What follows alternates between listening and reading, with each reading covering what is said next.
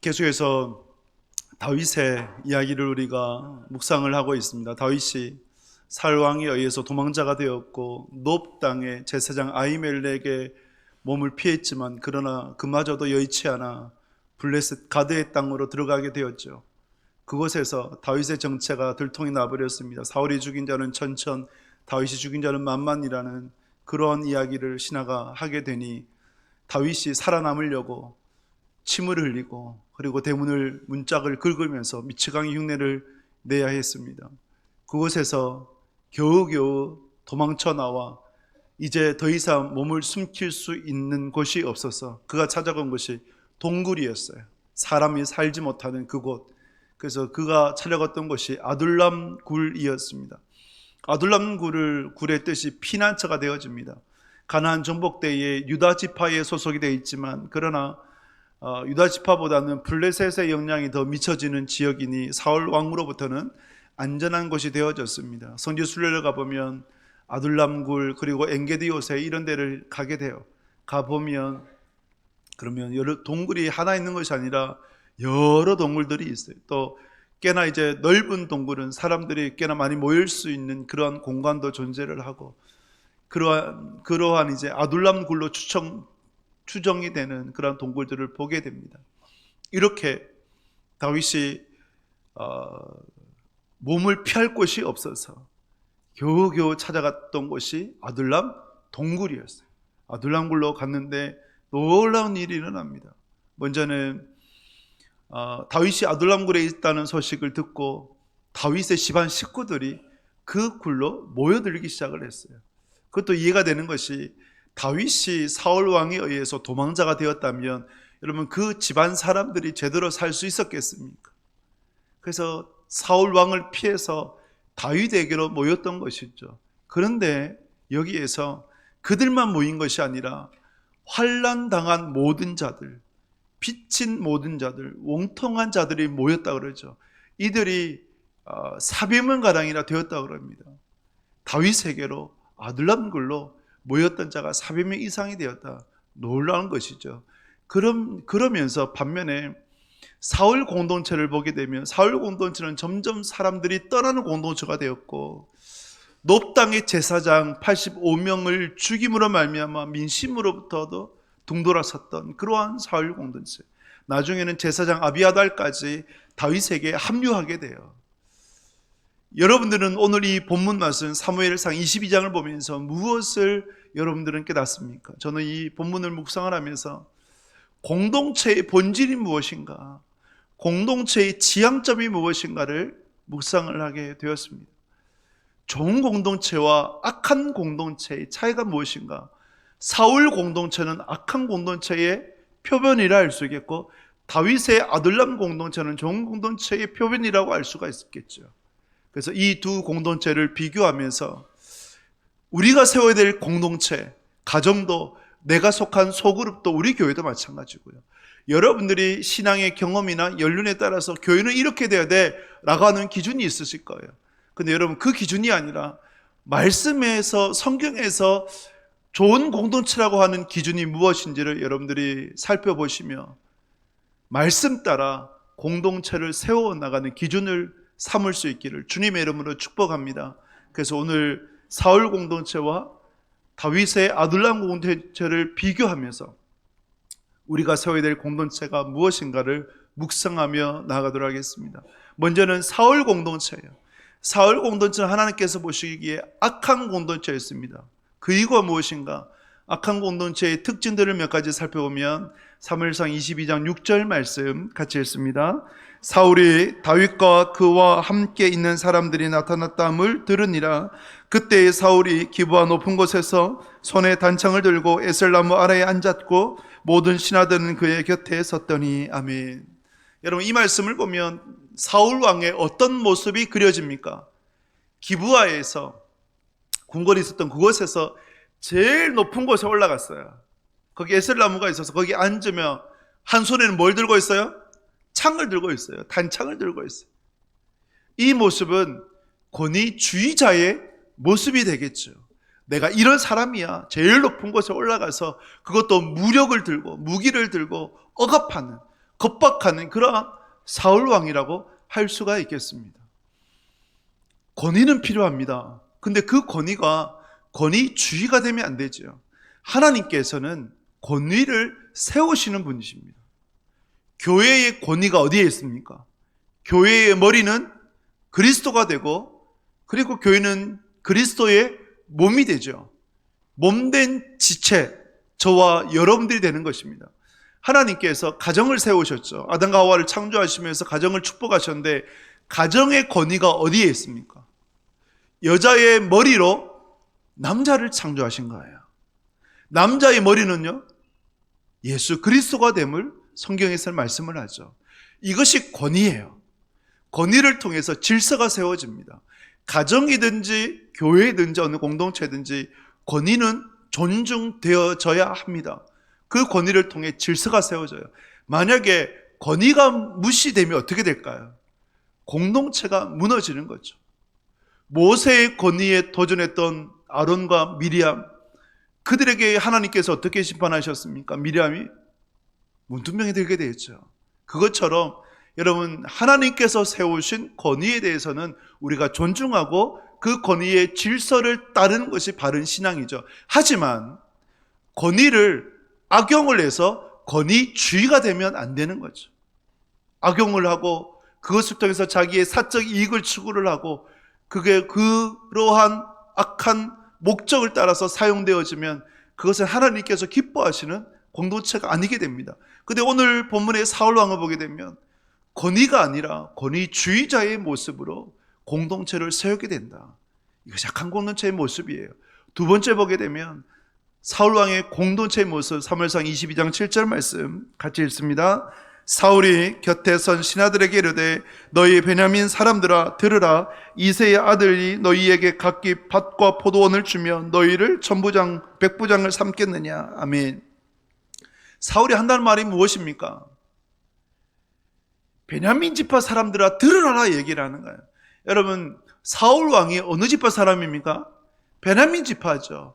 그래서 자기 지파의 세를 규합하면서 이새의 아들 곧 다윗이 너희에게 포도원을 주겠느냐 밭을 주겠느냐 또 너희에게 백부장이나 천부장을 삼겠느냐라고 얘기를 합니다. 다윗은 어느 지파 사람입니까? 유다 지파 사람이죠. 특별히 베냐민 지파는 상처가 깊이 새겨진 그러한 지파예요. 여러분 사사기 19장 20절에 보게 되면 레위인 첩 사건 기억하십니까? 레위인의 첩이 죽게 되고 그때 있었던 것이 기브아였거든요. 그래서 레위인이 자기의 첩의 시신을 12도망 내어서 각 지파로 보내요. 지파들이 분노해서 비난 지파와 전쟁을 일으켜 베냐민 지파의 남자들 수백 명을 남겨두고 멸족의 위기까지 몰리게 되었죠. 그러니까 베냐민 지파는 이러한 어떻게 보면 지파 간의 골이 있어요. 또 상처가 있어요. 물론 그들이 잘못한 건데 어쨌든 그 지파 간의 상처를 안고 있어요. 그러니까 이 사울 왕이 그러한 어떻게 보면 지파 간의 감정, 지역 감정을 불러 일으키는 거죠. 경상도 사람들이 주로 하는 말이 뭡니까? 야구장에 가면 이번에 이제 노예하는데 총장님도 그 고신대 총장님 오셔서 또 얘기하시더라고요. 주로 하는 말, 우리가 남이가 그 얘기를 하더라고요. 이게 뭡니까? 경상도 사람들이 주로 하는 얘기 아닙니까? 우리가 남이가, 경상도 아이가 뭐 이렇게 얘기하는 거죠. 학연, 지연, 혈연이에요. 우리나라의 지도자들이 악했죠. 그래서 지역 감정을 불러일으켜요. 영남과 경상도, 영호남과 경상도를 갈라가지고 자신의 세를 규합을 해요. 여러분, 이것은 자신의 이익을 위해서 분열을 조장하는 거예요. 그런데 이것이 정치인들만 있는 것이 아니라 오늘을 살아가는 특히 교회 안에도 이러한 분열이 보게 돼요. 신약교회 고린도교회가 그랬지 않습니까? 게바파가 있었죠. 아볼로파가 있고 바울파가 있고 그리스도파가 있었어요. 파당을 지어가지고 자기 세를 규합을 해요. 제가 사역했던 교회들 보게 되면 많이는 아니지만 꼭 한두 분 정도는 자신의 사람을 모으려고 그러더라고요. 그래서 자신의 세를 규합을 해서 자기가 원하는 대로 교회를 이끌려고 그러는 그런 모습들을 보였던 분들이 정말 한두 분들은 계시더라고요. 그렇게 해서 뭐합니까? 결코 하나님이 기뻐하시지 않는 모습이 되어지죠. 분열을 조장을 하고 자기의 사람을 세워서 세를 만드는 바당을 짓고 그렇게 교회를 분열시키는 것은 결코 하나님께서 기뻐하시지 않는다. 여러분, 여러분들 안에 분열의 모습이 있다면 속히 버리셔야 합니다. 하나님께서 결코 기뻐하시지 않습니다. 또 한 가지 보게 되면 사무엘상 22장 9절 10절 말씀 같이 읽습니다. 그때에 에돔 사람 도액이 사울의 신하 중에 섰더니 대답하여 이르되 이새의 아들이 노베 와서 아히두베의 아들 아히멜렉에게 이르는 것을 내가 보았는데 아히멜렉이 그를 위하여 여호와께 묻고 그에게 음식도 주고 블레셋 사람 골리앗의 칼도 주더이다. 아멘. 여러분, 에돔 사람 그 도액이 사울 왕의 신복이었죠. 그가 노베에 있었어요. 그래서 노베에 있었던 일들을 다 고해요. 거짓말도 해요. 아히멜렉이, 제사장 아히멜렉이 어떻게 다윗을 위해서 여호와께 물었습니까? 그렇지 않잖아요.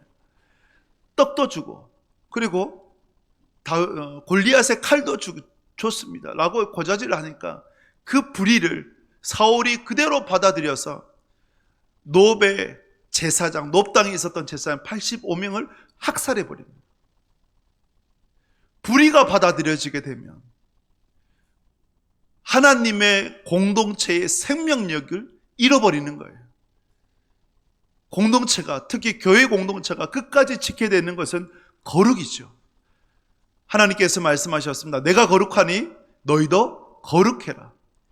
근데 불의가 허용이 되면 그 불의로 말미암아 좋은 게 좋은 것이다, 사랑으로 다 덮어야 된다, 이렇게 되어버리면 그러면 공동체의 거룩은 상실되어지고 그것을 인해서 하나님 나라의 공동체는 무너지게 되는 것이죠. 그래서 여러분, 개혁교회를 얘기할 때 교회가 뭐냐 할 때 세 가지의 표지가 있어야 된다. 그것은 성례, 예수님의 십자가와 부활을 기념하면서 성찬이 이루어져야 된다. 또 한 가지는 바른 말씀이 선포되어져야 된다. 말씀 선포를 인해서 교회가 세워지고 또한 성도들에게 영의 양식을 바르게 공급해야 된다. 이것이 있고 또 한 가지가 권징이에요. 성도들이 실수할 수 있죠. 잘못할 수 있죠. 근데 사랑을 통해서, 권징을 통해 성도를 세우고 교회 공동체를 세워야 됨이 그것이 교회의 표지가 되는 거죠. 그래서 여러분, 교회는, 그리고 여러분들이 속한 신앙 공동체는 거룩을 잃어버리면 안 됩니다. 불의가 허용되면 안 돼요. 근데 사울 공동체는 악한 공동체에서 불의가 허용되는 공동체가 되어버렸어요. 사울 공동체를 통해서 하나님께서 기뻐하지 않는 악한 공동체의 특징들을 보게 됩니다. 권위를 넘어선 권위주의적인 리더십, 그것이 통치되는 공동체는 악한 공동체가 되어집니다. 그리고 분열을 조장하는 공동체, 악해요. 거룩을 잃어버린 공동체, 불의가 받아들여지는 공동체, 결국 하나님이 기뻐하시지 않습니다. 저와 여러분들이 속한 공동체, 우리 교회가, 여러분들의 구역이, 여러분들의 기관이, 그리고 여러분들의 가정이 혹여나 사흘 공동체와 같은 모습들이 있다면 하루라도 빨리 잘라내어 버리시는, 다시 세우시는 그러한 공동체가 될 수 있기를 주님의 이름으로 축복합니다. 사흘 공동체에 그 악함이 있다면 다윗의 아둘람 공동체에 선함이 있어요. 하나님께서 기뻐하신 공동체를 보게 됩니다. 아둘람 공동체는 어떠한 공동체였는가, 어떻게 하나님께서 기뻐하신 공동체였는가를 보게 되면 사무엘상 22장 1절 2절 말씀 같이 읽겠습니다. 그러므로 다윗이 그곳을 떠나 아둘람굴로 도망하매 그의 형제와 아버지의 온 집이 듣고 그리로 내려가서 그에게로 이르렀고 환난당한 모든 자와 빚진 모든 자와 마음이 온통한 자가 다 그에게로 모였고 그는 그들의 우두머리가 되었는데 그와 함께한 자가 400명가량이었더라. 아멘. 다윗에게로 모여들었던 자들 보게 되면 다윗의 집안 식구들이에요. 집안 식구들이 모여드는 건 이해가 되죠. 그런데 환난당한 모든 자, 빚진 모든 자, 원통한 자들이 모였다는 거죠. 환난당한 모든 자. 어떤 이유는 모르겠지만, 무슨 환난인지 모르겠지만 아마도 사울 왕의 폭정 때문 아니었겠습니까? 그래서 자기의 모든 것을 내려놓고 다윗의 아둘람 굴로 모였던 거예요. 근데 여러분, 유대 사람들에게 있어서는 이거는 상상도 할 수 없는 일이에요. 여러분, 그들이 받은 땅, 그 땅은 어떤 의미입니까? 하나님께서 각 지파에게 주신 유산이고 기업이에요. 그 땅은 끝까지 지켜야 되는 거지 않습니까? 혹여나 너무 가난해서 땅을 팔게 된다 하면 하나님께서 희년이라는 제도를 주셔서 50년이 지나면 노예도 자유인이 되고 땅도 원주인에게로 돌려줘야 되는 법이 그들의 법이었습니다. 그래서 이 땅 끝까지 지켜야 되는 거죠. 그런데 그 땅을 포기를 하고 아둘람 굴로 왔다고 하는 것은 그만큼 환란이 극심했다라는 것이 되고, 그리고 빚진 모든 자들, 빚으로 인해서 빚을 갚지 못해서 너무나 힘겨워 도망쳐 나왔던 사람들, 원통한 사람들, 원통하다는 표현을 어떻게 쓸까요? 언제 쓸까요? 억울한 일 당했다, 이걸로 원통하다 정도 쓰지 않습니다. 그냥 억울하다, 그렇게 쓰죠. 한 예로 3일 전에 4월 16일 날, 2014년 4월 16일 날 세월호 사건이 있었지 않습니까? 제가 안양에서 사역을 했기 때문에 안양 바로 옆에 안산이에요. 정말 자주 갑니다. 신방으로도 자주 가고 단원고를 한 번씩 지나가요. 그 슬픔이 묻어나요. 여러분, 아들, 딸들, 자식을 수학여행 보냈는데 그런데 갑자기 배가 침몰해서 죽어버렸다. 부모가 어떻게 살아요? 그렇지 않습니까? 지금도 12년이 지났지만 그 정신적 피해로, 정신적 고통으로 정상적인 삶을 살지 못하는 부모님들이 정말 많다고 하죠. 이러한 것이 원통한 거예요. 그렇지 않습니까? 여러분, 다윗의 공동체가 왜 선한 공동체냐 할 때에 누구든지 찾아올 수 있는 공동체가 되었다. 할렐루야. 여러분들의 공동체, 우리 울산 동부교회라는 이 공동체가 선한 공동체가 되기 위해서는 누구든지 찾아올 수 있는 공동체가 되어야 됩니다. 할렐루야. 환난 당한 자, 빚진 자, 원통한 자들, 이런 자들이 찾아올 수 있어야 돼요. 가난한 자가 올 수 있어야 되고, 노숙자가 올 수 있어야 되고, 세상에서 존중받지 못하는, 세상에서 환영받지 못한 사람들이 교회에 왔을 때 교회는 환영해 줄 수 있어야 된다는 거죠. 예수님이 그러했지 않습니까? 인도에 보면 카스트 제도가 있어요. 브라만이 제일 높고 쭉쭉 내려가다가 정말 사람 취급 받지 못하는 층이 불가촉 천민이라고 했어요. 접촉도 안 돼요. 그런데 예수님은 이러한 자들을 찾아가셨잖아요. 귀신 들린 자를 찾아가셨잖아요. 무덤에 묶여있는 그 귀신 들린 자, 그리고 7 귀신 들려서 정말 짐승처럼 살아갔던 막달라 마리아를 찾아가셔서 그 여인을 고쳐주셨고, 간음하다가 현장에 붙잡혀가지고 돌에 맞아 죽을 뻔했던 그 여인을 찾아가셔서 용서해 주시고 품어주시고 안아주셨던 그 예수님 아닙니까? 그래서 예수님께서 가난한 자를 찾아가셨고, 고아들을 찾아가셨고, 나그네를 찾아가셨어요. 복음은 위에서 아래로 흐르듯 그렇게 가난한 자들에게로 흘러갔던 것입니다. 우리의 복음이, 우리의 교회가 그러해야 되지 않겠습니까? 여러분들이 그들을 맞을 준비를 하셔야 돼요. 그들이 왔을 때 언제든지 환영할 수 있는 준비가 여러분들이 되셔야 된다는 말이죠. 예전에 이런 이야기가 있었어요. 아브라함 링컨 때에 노예가 해방이 되었지만 미국에서, 그러나 아직도 여전히 지역에 따라서 지역 감정, 인종차별이 미국에서는 심하다고 합니다. 어느 교회에서 흑인 사업가가 주일에 그 지역을 방문하게 되고 백인들이 모이는 교회에 가서 예배 드리려고 하는데 막아서는 거예요. 여기는 백인만 들어오지 흑인은 못 들어옵니다. 이런 교회가 어디 있어요? 막아서니까 교회는 못 들어가고 교회 밖에서 손을 얹고 예배드리는, 눈물 흘리며 예배드리는. 근데 마치 주님께서 이렇게 말씀하신 듯, 나도 이곳에 들어가지 못한다, 나도 함께하지 못한다. 여러분, 만약에 우리가 환난당한 자, 빚진 자, 원통한 자, 가난한 자들을 소외된 자들을 환영하지 못하면 예수님도 환영하지 못하게 되는 거예요. 이 말씀을 여러분들이 꼭 기억하실 수 있기를 축복합니다. 마태복음 25장에 보게 되면 25장 39절 40절 말씀 같이 읽겠습니다. 어느 때에 병드신 것이나 옥에 갇히신 것을 보고 가서 배웠나이까 하니니 임금이 대답하여 이르시되 내가 진실로 너희에게 이르노니 너희가 여기 내 형제 중에 지극히 작은 자 하나에게 한 것이 곧 내게 한 것이니라 하시고 아멘. 여러분, 예수님께서 올라가셨던 모습 그대로 반드시 이 땅에 다시 오십니다. 예수님의 재림을 말씀을 하시면서 오른편과 왼편, 양과 염소, 천국과 지옥이 반드시 나눠지게 된다라고 말씀을 하셨어요. 천국의 선자들, 오른편의 선자들, 양의 자리의 선자들이 물었어요. 예수님, 제가 언제 예수님께서 목마르실 때 마실 것을 드렸고 배고프실 때 먹을 것을 드렸고 헐벗었을 때 입을 것을 제가 언제 드렸습니까? 라고 물었어요. 그때 예수님께서 뭐라고 말씀하시는 겁니까?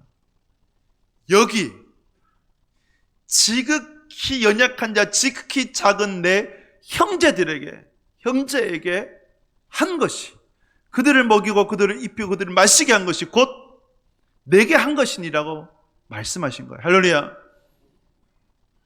내 옆에 있는 연약한 자, 소외된 자, 환난당한 자, 빚진 자, 원통한 자들을 돌보는 것, 섬기는 것, 그것이 바로 여러분 예수님을 섬기는 것이다. 그러한 공동체가, 그러한 성도들이 저와 여러분들이 꼭 되실 수 있기를 주님의 이름으로 축복합니다. 두 번째로, 아둘람 공동체가 왜 선한 공동체인가 할 때에 여러분 환난당한 자, 빚진 자, 원통한 자들 400명이잖아요. 이 400명이 왜 아둘람 굴로 모였을까요? 누구를 보고 모였어요? 다윗을 보고 모인 거죠. 그렇죠? 다윗을 보고 모였어요. 부모 공감 콘서트라는 영상을 봤어요. 거기 김창옥 씨가 이렇게 이제 강의를 하는데 잘 되는 집 그 아이들의, 잘 되는 아이 자녀들의 특징들이 있다. 특징이 있다. 그 특징 중에 하나가, 대단히 중요한 요소가 엄마의 특징이 있더라. 엄마의 영향력이 있더라. 근데 이 엄마의 영향력은 종교적인 특징도 아니고 지역적인 특징도 아니고 학력도 아니더라. 뭘까요? 엄마의 얼굴이더라. 그 얼굴을 두 가지로 표현을 했어요. 인상과 진상. 인상과 진상. 그럼 나는 좋은 인상인가 아니면 찌푸리는 진상인가? 여러분 어떠신 것 같습니까? 집에 들어가 보면 안 돼요. 내가 집에 들어갔을 때, 엄마가 집에 들어갔을 때 아이들이 환하게 웃고 환영해주면 인상이 되는 것이고, 엄마가 집에 나오자 아이들의 얼굴이 환해지면 진상이 되는 거죠. 여러분 어떠신 것 같아요? 저는 진상인 것 같아요. 교인들과 밥 먹으러 갈 때 제 옆에 안 앉더라고. 도망쳐요. 여러분 그러지 마세요. 제가 뭐 여러분들의 반찬을 뺏어 먹습니까? 말은 안 하지만 상처받아요.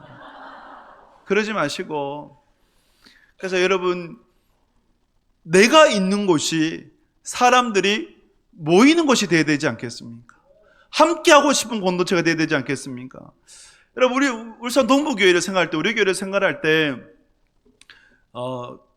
불신자들이 누구를 보고 올까요? 처음에는 여러분들을 보고 오겠죠. 여러분들이 교회의 첫 얼굴이죠. 그래서 교회를 처음 들어왔을 때에 교회를 특징 짓는 사람들이 누구냐? 새가족 안내위원들이, 그 얼굴이 여러분 교회의 첫 인상이에요. 그리고 더 나아가서 차량 안내하는 분들, 주차 안내하는 분들이 교회의 첫 얼굴이에요. 그래서 제가 잘 알아요. 저도 예전에 뭐 사역자였지만 주차 안내를 해봤거든요. 그러면 말 안 듣더라고요. 성도들이 자기 하고 싶은 대로 주차를 해요. 그러면 주차 안내하다 보면 속도 상하고 상처도 받고 시험도 들고 그래요. 그리고 또 외부에서는 당연히 교회가 이렇게 저렇게 차량 안내하면 안 따르죠. 그러면서 또 싫은 소리도 하죠. 그런데 그렇다 할지라도 여러분들의 사명은 그런 이들에게도 웃을 수 있는, 미소를 보낼 수 있는, 환하게 미소를 보낼 수 있는 여러분들이 되시기 바랍니다. 여러분들이 교회의 첫 얼굴이 되세요. 성도들의 얼굴을 보고 교회로 와요. 그래서 여러분들이 그리스도의 향기고 그리스도의 편지가 되는 거예요. 그 다음은요, 담임 목사를 보겠죠. 저를 보겠죠. 그렇죠? 그러나 성도들을 보고 담임 목사를 보고 교회에 정착한다. 이거는 바람직하지 못하죠. 누구를 바라보면서 모여야 되겠습니까? 예수님을 바라보면서 모여야 되죠. 예수님을 바라보며 모일 수 있는 공동체가 좋은 공동체가 됩니다. 사람은 언젠가는 실망하고 언젠가는 시험에 들 수 있어요. 불완전하잖아요. 저도 마찬가지고. 그래서 여러분들이 예수 그리스도로 말미암아 모여지는 공동체, 우리 교회가, 여러분들의 가정이 그렇게 아름답게 아름다운 공동체로 세워질 수 있기를 주님의 이름으로 축복합니다. 마지막으로 왜 아들남 공동체가 좋은 공동체인가라고 할 때에, 여러분, 환난당한 자, 빚진 자, 원통한 자들이 평생 환난당한 자이겠습니까? 빚진 자이겠습니까? 원통한 자이겠습니까? 아니겠죠. 그들이 회복되는 거죠. 사람이 언제 어떻게 변화될지 모르고 인생이 바뀔지 모르잖아요. 인생은 세옹지만 아닙니까? 어제의 복이 오늘 화가 될 수도 있고 오늘의 화가 내일 복이 될 수도 있고 언제 어떻게 바뀔지 몰라요. 그러니까 우리는 사람을 존중히 여겨줄 수 있어야 되는 거죠. 사람을 무시하면 안 돼요. 어느 누구든지 귀하게 여길 수 있어야 돼요. 환난당한 자, 빚진 자, 원통한 자들이 나중에 어떻게 세워지느냐. 다윗이 왕조를 세울 때, 나라를 세울 때 이 400명이 다윗 왕조의 기반이 됩니다.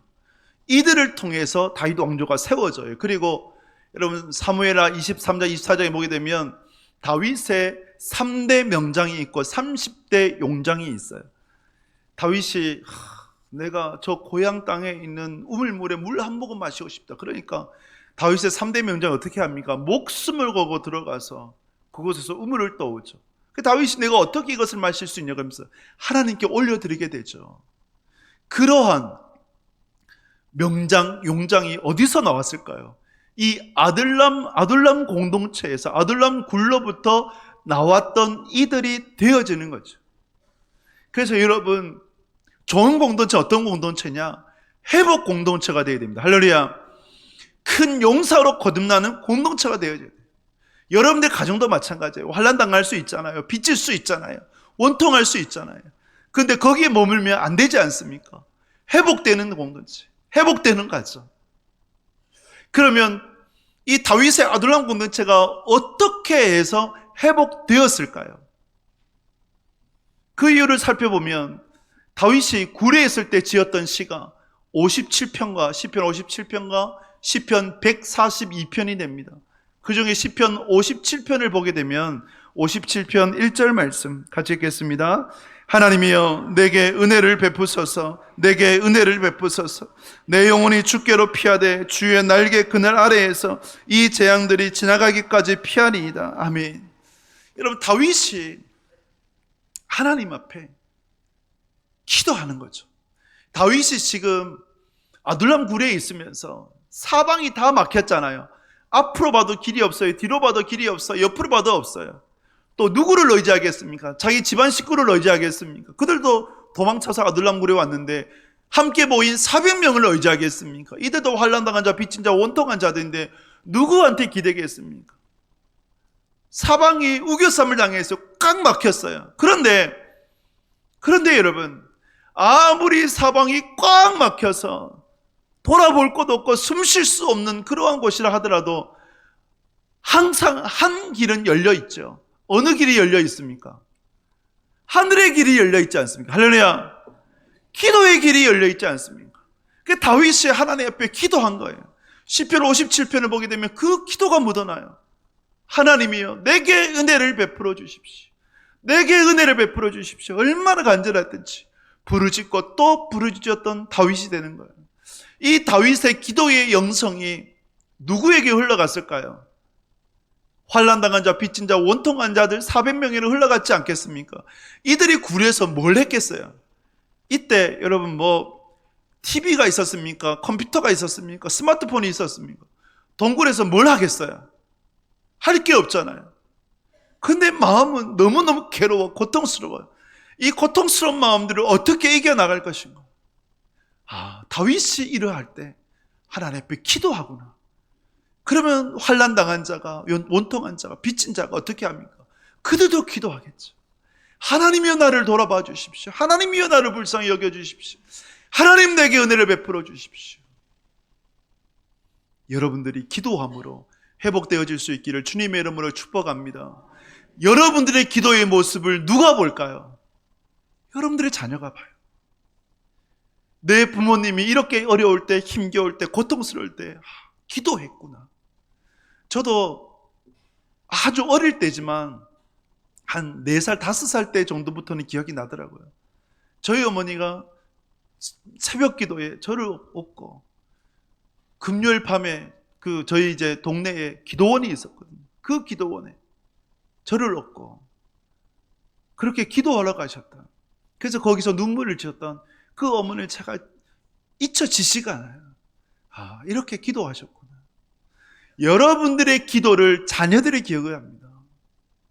그래서 여러분 환난당할 때가 있어요. 빚질 때가 있어요. 원통한 때가 있어요. 정말 주님 앞에 기도함으로 회복되어지는 하나님의 사람 되실 수 있기를 주님의 이름으로 축복합니다. 야베스가 기도했잖아요. 야베스는 어떤 자예요? 태어나면서 축복받지 못한 자 아니었습니까? 왜 태어나가지고 그런 야베스였어요. 이 야베스가 얼마나 억울합니까? 원통해요. 왜? 자기가 태어나고 싶어서 태어났나? 근데 태어나면서부터 왜 나를 이렇게 저주하냐? 그 이름 자체가 야베스가 수고와 고난이거든요. 저주스러운 이름 아닙니까? 이때 야베스가 할 수 있었던 것은 기도였거든요. 하나님, 내게 제발 복의 복을 더하여 주십시오. 내 인생의 지경을 넓혀 주십시오. 나로 하여금 환난에서 벗어날 근심 없게 하옵소서. 이 기도를 하나님께서 들으시고 허락해 주셨다. 응답해 주셨다는 것이죠. 그래서 성경의 역대하 4장에 보게 되면 역대하 4장 9절에 보게 되면 뭐라 고백을 합니까? 기록되어 있습니까? 야베스는 그의 형제들보다 더 존귀한 자였다. 할렐루야. 여러분들의 인생 이러한 인생 될 수 있기를 축복합니다. 하나님으로 말미암아 하나님께 기도함으로 말미암아 회복되는 인생 될 수 있기를 주님의 이름으로 축복합니다. 아둘람 공동체가 회복될 수 있었던 것은 다윗의 기도였고 그 기도의 영성이 400명으로 흘러갔기 때문이었습니다. 다윗이 하나님 앞에 기도했어요. 여러분 기도만 하면 됩니까? 그 다음이 뭐가 필요할까요? 기도 다음도 중요해요. 기도 다음은 우리의 마음을 확정을 하고 마음을 정하고 그 확정한 대로 살아가고자 힘써야 되는 것이죠. 시편 57편 7절에서 9절을 보게 되면 같이 읽겠습니다. 하나님이여 내 마음이 확정되었고 내 마음이 확정되었사오니 내가 노래하고 내가 찬송하리이다. 내 영광아 깰지어다. 비파야 수금아 깰지어다. 내가 새벽을 깨우리로다. 주여 내가 만민 중에서 주께 감사하오며 문나라 중에서 주를 찬송하리이다. 아멘. 여러분 다윗이 하나님 앞에 그 동굴에서 기도하면서 내 마음이 확정되고 확정되었습니다. 내 마음은 정해졌습니다. 비파야 수금아 깰지어다. 내가 새벽을 깨우리로다. 새벽을 깨운다는 게 뭐겠습니까? 더욱더 하나님을 붙잡고 하나님 앞에 기도한다는 거 아닐까요? 그리고 이 정한 마음으로 내가 만민 중에서 주께 감사할 것이고 백성 중에서 주님을 찬양할 것이다. 그 마음을 확정을 했어요. 사울을 원망하지 않는다. 세상에 그 어떤 누구도 탓하지 않는다. 말씀을 부여잡고 내가 살아가겠다. 이것을 확정을 해요. 그 확정을 다윗이 보여줬거든요. 사무엘상 24장에 보게 되면 다윗이 사울 왕을 죽일 수 있는 기회가 여러 번 있었어요. 한 번은 다윗이 동굴 깊숙한 곳에 있었는데 사울 왕이 용변을 보고 있었어요. 그럼 모든 것이 무장 해제된 거 아닙니까? 다윗이 죽일 수 있었어요. 또 주변에 부하들이 말씀만 하면 단칼에 단창에 한 번에 찔러서 죽이겠다고 얘기를 합니다. 만약에 그때 사울 왕이 죽었으면 다윗은 아마 다 회복이 되고 그리고 궁궐로 돌아오지 않았을까요? 요나단이 또 자기를 지지해 줬지 않습니까? 그런데 다윗은 어떻게 해요? 하잖아요. 그 이유가 뭡니까? 하나님께서 기름 부으신 자, 기름 부으셔서 세우신 왕을 내가 어떻게 심판하겠느냐. 그러면서 사울 왕을 보복하지 않습니다. 말씀대로 살아갔던 다윗을 누가 보고 있었을까요? 환난당한 자, 빚진 자, 원통한 자 400명이 보았던 거죠. 아, 다윗이 기도하고 그 마음을 확정해서 말씀을 따라서 살아가는구나. 그러니 그들이 신실하게 다윗과 함께 할 수 있었던 것입니다. 여러분, 여러분에게도 이 은혜가 있기를 주님의 이름으로 축복합니다. 여러분들 회복되시기 바라요. 그 회복의 원동력은 기도와 말씀이어야 합니다. 다른 것이 없어요. 제가 한 2주 전에 금요밤 기도회 때 예화로 드렸던 말씀이에요. 어느 부인이, 여성이 예수님을 믿게 되었어요. 그래서 교회를 이제 출석하게 되었습니다. 근데 그 집안이 우상 숭배가 극심한 집안이었어요. 교회를 다녀오고자 하면 또 다녀오면 남편이 그렇게 폭력과 폭언을 일삼아요. 도저히 견딜 수 없어서 이 부인이 짐을 싸가지고 그때가 한 1월 달이었다고 하는데 상하산 기도원으로 갔대요. 너무 추운 그날이에요. 그래서 이 부인이 부르짖으며 하나님 저를 좀 데려가 주세요. 도저히 견디지 못하겠습니다. 그렇지 않으면 이길 힘도 주십시오. 이길 힘이라도 주십시오. 그렇게 기도했는데 근데 이 부인이 그 기도원 집회에서 정말 주님과 뜨겁게 만난 거예요. 성령 체험을 한 거예요. 변했어요. 어떻게 변했느냐? 하나님이 나 같은 죄인도 이렇게 사랑해 주셨는데 내 남편을 내가 사랑해야 되지 않겠냐, 섬겨야 되지 않겠냐. 그리고 남편이 불쌍해지기 시작을 한 거예요. 그래서 집에 돌아왔어요. 돌아오니까 남편이 어떻게 할까요? 집 나갔으면 돌아오지 말지 왜 돌아와가지고 보기도 싫게 막 또 폭언 폭력을 일삼는 거예요. 그때 이 부인이 어떻게 얘기했느냐? 여보 정말 고맙습니다. 당신이 나를 이렇게 핍박을 해줘서 내가 정말 하나님을 만났습니다. 라고 하면서 이 좋은 하나님을 저만 만나면 되겠습니까? 당신도 만나야 되지 않겠습니까? 라고 하며 섬겼어요. 자신의 머리로 섬겼어요. 그러자 시간이 흐르고 흘러, 여러분 사람이 쉽게 안 변하죠. 시간이 흐르고 흘러서 어느 날 주일날에 갑자기 외투 좀 달라. 왜요? 그러니까 어디 가시게요? 그러니까 같이 교회 갈란다. 그래서 그 길로 그 남편이 예수님을 믿게 되고, 그러니까 자녀들이 어떻게 되었을까요? 세워지기 시작을 한 거예요. 자녀가 하나님 앞에 정말 훌륭하게 세워졌어요. 이 간증이 누구의 간증이냐면 지금 총신 신대원의 신약학 교수로 계신 이한수 목사님의 간증이에요. 여러분 이렇게 가정이 회복되어져서 세워진 거예요. 기도와 말씀을 붙잡고 나아가니 하나님께서 그 공동체를 가정을 세워주신 것입니다. 이 은혜가 여러분 가운데 있기를 주님의 이름으로 축복합니다. 오늘 본문을 통해서 두 공동체를 봤어요. 악한 공동체와 선한 공동체. 여러분들의 공동체는 어디라고 생각을 하십니까? 다윗의 아둘람 공동체가 될 수 있기를 주님의 이름으로 축복합니다. 누구든지 찾아올 수 있는 공동체가 되어지고 예수 그리스도로 말미암아 모여지는 공동체가 되어지고 그리고 회복 공동체가 되어져서 기도와 말씀을 통해 하나님의 큰 용서로 거듭나는 복된 믿음의 공동체 꼭 되실 수 있기를 주님의 이름으로 축복합니다.